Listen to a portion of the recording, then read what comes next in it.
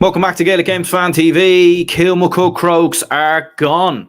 They have been knocked out by Watty Glen. 114 to 210 is the final score. And what a surprise, what a shock. Well, is it that much of a shock? I'm not entirely sure, because Glen, as we know, came very close to beating Kilmacud Crokes last year. But the fact that Crokes are gone, they're out, the season for them is over. They've been knocked out in the semi-finals. It sounds a bit weird, doesn't it? It sounds a bit mad, but fair play to Glen. Well-deserved in the end. Well-deserved win, and much-needed win for Watty Glen. Make no mistake about that, considering the history between these two last year. This game was very weird, like a lot of games up and down the country, mainly with the fact that, gale force fog was very much covering the entirety of the viewing screen or of the pitch and everything else, as it is very much up and down the country. So it was very, very hard to actually see what was going on, to be honest with you. You're kind of relying on the commentary a lot of the time, and unfortunately my Gaeilge is it's very minimal. Unfortunately that's just how it is. So it was very, very hard to know what was actually going on in this game. So this match reaction is going to be a little bit skewed a little bit. I mean, maybe if you were at the game, it was better. But then again, looking at some videos and photos of people at the game, it actually nearly looked like it was worse, because at least we still had the commentary. We could make out of what we could. And at least when the camera would zoom in, we would and replays and stuff, we could kind of see what was happening then. But yeah, like Glen started like an absolute house on fire, and Crokes just really, really struggled. And Crokes hit the opening 2 scores of the game through Luke Ward and Mark O'Leary. It looked like business as usual for Kilmacud Crokes.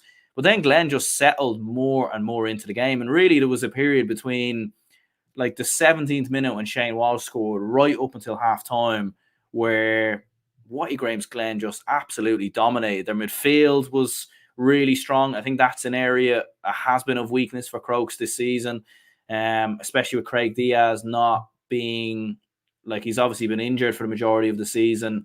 And look, it was very hard to actually say whether he, had a great game or not, because obviously we couldn't really see. But I do think that's been an area of weakness for Kilmacud Crokes, and they have been vulnerable to kickouts a lot of the time this year.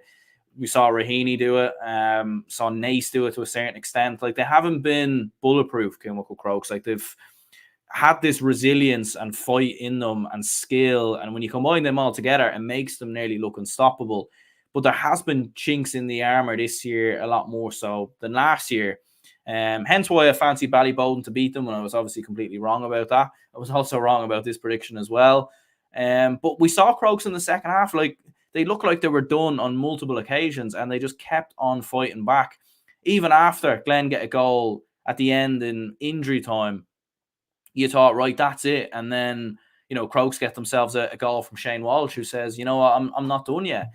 Do think there maybe could have been a bit more time played. I think there should have been one more attack, in my opinion, considering the stoppages with the goals and everything else. I do think there should have been maybe just one more attack. That's not taking anything away from Glen. I do think they were the better side. And to be fair, if we're going to be talking about refereeing decisions, we can't ignore that Kilmacud Crokes should have been down to 14 men. An elbow to the face. Again, I couldn't make out who it was. We didn't get to see a replay of it, which was annoying as well. But yeah, that was clearly a red card, wasn't it? Clearly a red card. And how, I mean, look, if there's a day to excuse referees not seeing things, today maybe was the day. Then again, the referee is 5 yards away. You would think, the fog, the fog wouldn't be there right in front of you. Do you get what I mean? I'm not a weather expert, but I think he should have been able to see that, in my opinion. That's just my opinion, but there you go. But yeah, Glen were absolutely superb. Emmett Bradley, Conor Glass dominating in midfield. Ethan Doherty was absolutely outstanding as well. Got a goal. What Glen do so impressively is that their wing backs are nearly like additional forwards at times. They just roar up the pitch and add that extra entity, especially on kickouts, because they just absolutely press you and squeeze you in. And to be fair, Crokes did it quite well in the second half, and obviously that area of the field looked a lot more foggier than others, and maybe there was a breeze as well. So I think that you could see teams struggling, like Crokes struggled with kickouts in the first half. Glen very much did in the second half as well. And Glen just built up a huge lead, 5 points at half time. 5-point deficit at half-time in those conditions, you just didn't really feel there was a way back for Crokes. Like, if there was a team that could do it, Crokes are the team because of the skill of Walsh, of Mannion, players that they can bring off the bench. For example, David Dempsey comes on and grabs himself a goal, or Dara Dempsey, I should say.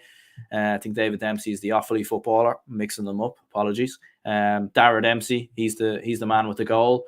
Gives Crokes a bit of life, but yeah, like, fair play to Glen though, because even after that goal from Dempsey, like, they had an immediate goal chance straight after Glen. Alex Doherty puts it over the bar when they could have had a goal. But one thing that really annoyed me and really frustrated me was David Higgins of Kilmacud Crokes, the goalkeeper.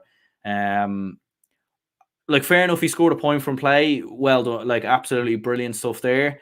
But I just think with the conditions and everything else, today was not the day to be, roaring up the field and being that +1 in your attacker midfield. And considering the scenario, like, you're a point down, so you're not 3 points down. There's still a bit of time to play. Like, don't run the risk of losing possession. Don't run the risk of being out of your goal. And I mean, he goes roaring up the pitch on his holidays. Obviously, with the conditions, we couldn't really see where he was. I don't think, to be fair, Glen probably didn't even know maybe he was out of his goal because they probably couldn't see down the other end.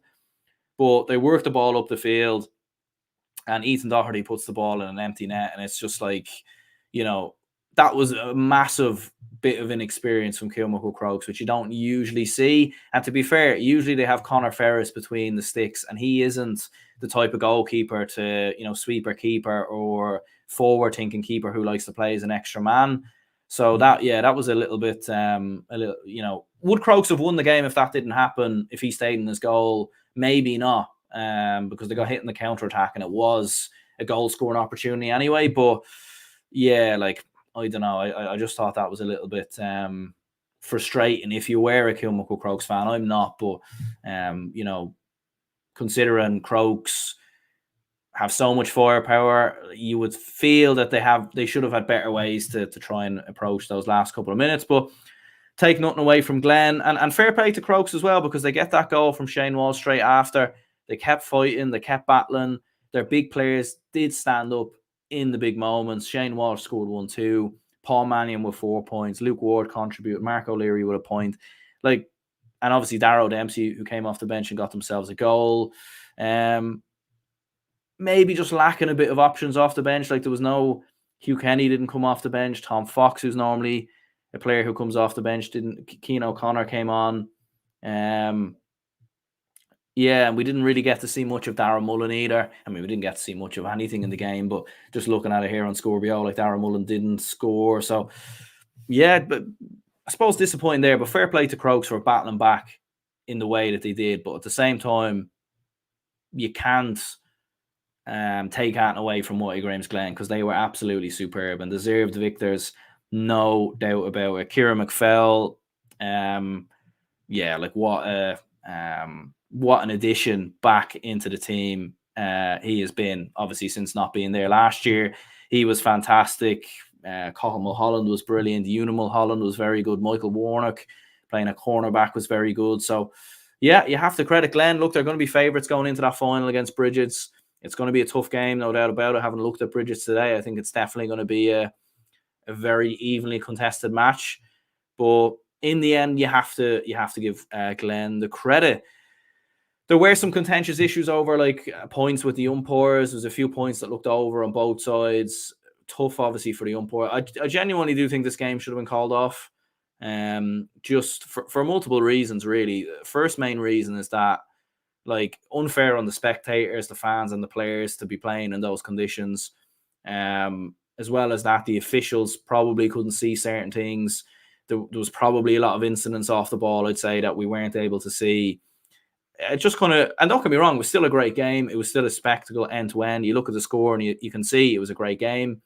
But I do think at the same time, considering this was one of the most anticipated club games of the year, or of 23-24 club season, I don't know, it was just a little bit frustrating that we couldn't really actually get to watch it properly. But there we go. I suppose it is what it is. So yeah, let me know your thoughts, your opinions in the comments down below. Man of the match, probably go for Danny Talon, 6 points.